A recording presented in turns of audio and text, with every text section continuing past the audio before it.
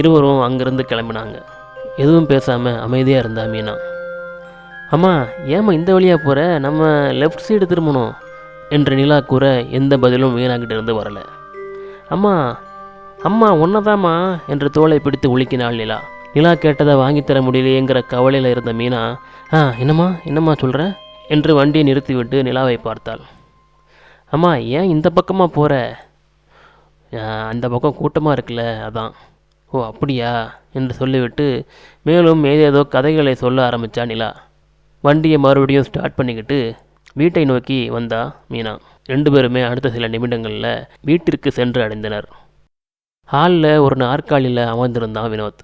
சமையல் அறையிலிருந்து வெளியே வந்தா கௌரி. என்ன மதினி, இன்னும் மாமா வரலையா என்று கேட்டபடி தன்னோட ஸ்கூட்டியை நிப்பாட்டிட்டு வீட்டுக்குள்ளே வந்தா மீனா. ஆமாம், இன்னும் ஆளக்கானும், எங்கே போனாங்கன்னு தெரியல என்று கௌரி சொல்ல உடனே வினோத் ஏதோ கூறினான்.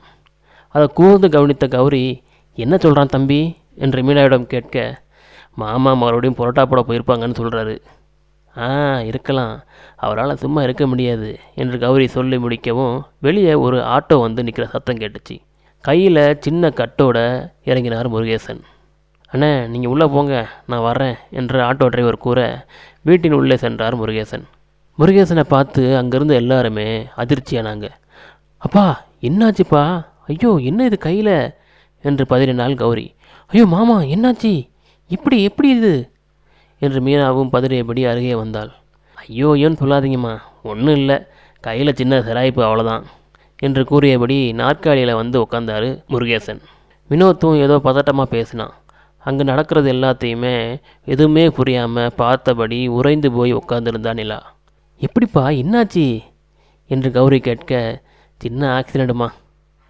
மாமா, அந்த மெயின் ரோட்டில் திரும்புகிற இடத்துல அது நீங்கள் தானா என்று வாயில் கை வைத்தபடி தரையில் அமர்ந்தாள் மீனா. ஆமாம், உனக்கு எப்படி தெரியும்?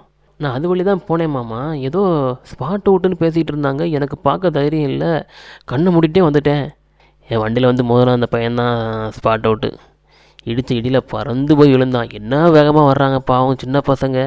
இப்படி தான் வீட்டில் எப்படி வண்டியை வாங்கி கொடுத்துட்டு ஹெல்மெட்டை போடாமல் அலைய விட்றாங்களோ தெரில.